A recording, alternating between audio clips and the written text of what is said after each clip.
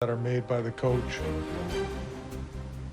Bodies, different lineups, things like that. Sometimes, like, in Michelli's case, I thought he could give us more, and he did tonight from scratch. So just depends on the situation. You really said nothing there, other than if you're not good enough, I'm not putting you in. And you responded well because I'm pushing you. Michelli has 5 points in his last 5 games, and his ice times are like 11:47, 12, 12, 12. That's kind of the pocket they got him in right now. I thought if he gives you 12 like he did last night, take that, right? Like, cause some chaos for the defense.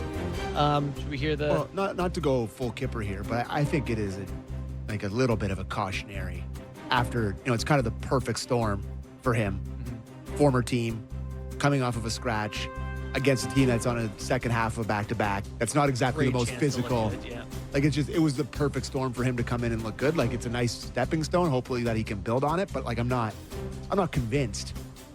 I'm not convinced that he's, like, back to whatever back is for him. But it was nice. Well, I think that's a really important question is what is he, he's 24 years old. Has he got another step to take from his best season in the league? And if so, pretty good.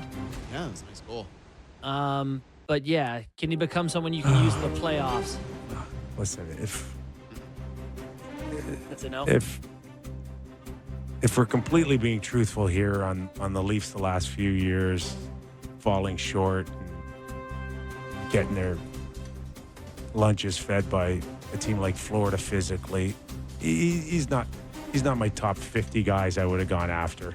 Now, Florida's in last, so maybe they don't make the playoffs. Then a new Florida team. There'll be a new Florida. There'll be a new Florida, tougher team, bigger team, stronger team, and I think it was a bit of a knee-jerk reaction to losing Marner. Who can make a pass and do a skill? Who can we get somebody to get 50 or 60 points, super high-skilled, and for a fourth-round pick? Is that what it cost? It was third, maybe. Third? Okay, maybe third. And pickings are slim. And I think they just kind of, I don't want to call it a Hail Mary because the guy did produce 50 points one year in Utah. Yeah. So, but I think it's a bit of a long shot that this guy was going to come in here and provide instant offense and alleviate some of those lost points. Mm-hmm. Yeah, he definitely has the feel of guy who helps you get there rather than guy who's going to help you get through. But yeah, pass Robertson. Good strike. Yeah, pass Robertson. Good night out of him last night. That's you'll take that. He gave you what he could give you. I think a guy that will help you if you have to play Florida is Joshua, and I thought last night was probably his best game.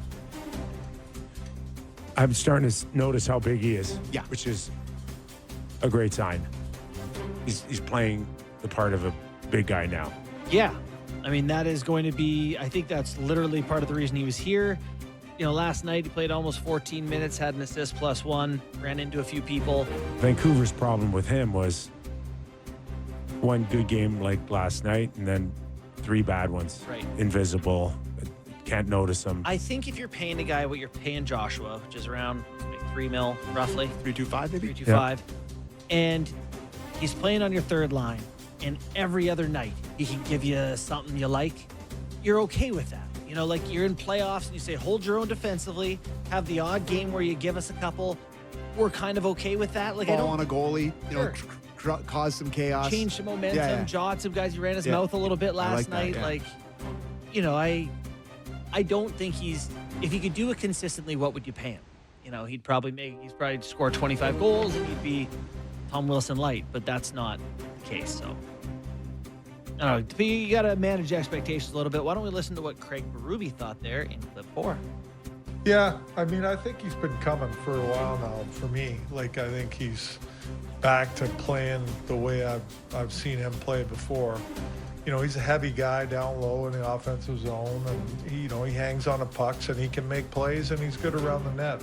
Like, that's where he's going to score his goals, but that's not only his game. I mean, he's physical every night in my opinion, and he's killing penalties, and I use that line against teams, depending on lineups and matchups and stuff like that. So For me, I think him and Wazzy been trending in the right direction here for a bit.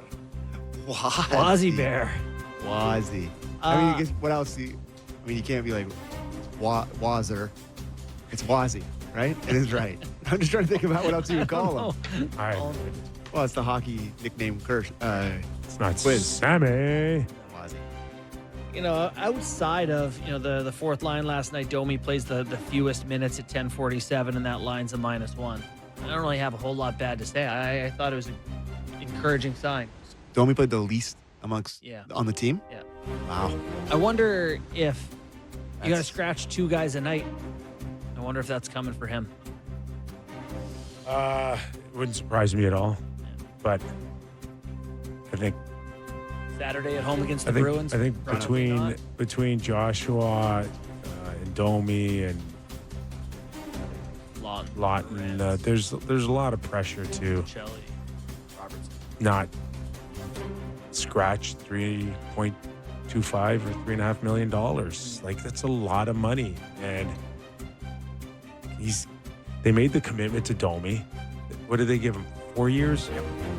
It's a big commitment, and $3 million isn't chump change here. No. So they got to find something for him. The role, whatever role they envisioned on him on a 4-year deal, they can't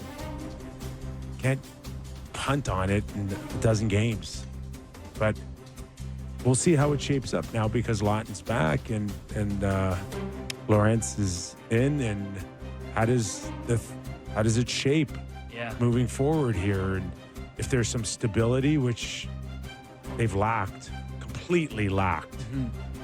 I was saying this morning, I was on JD's show, Yeah. and he was JD Buns talking podcast. about, a couple of guys, and I'm like, it's just not a couple guys. It's like 5 or 6 that come to the rink and not knowing whether they're on the first line, the third line, the fourth line, or a healthy scratch.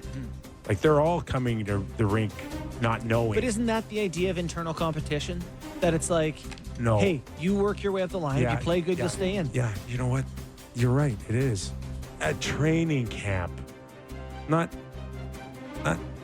as the season progresses here, maybe 1 guy, 2 guys, but not 5 or 6 that you come. You want to know what your role is. You want to know where your fit is.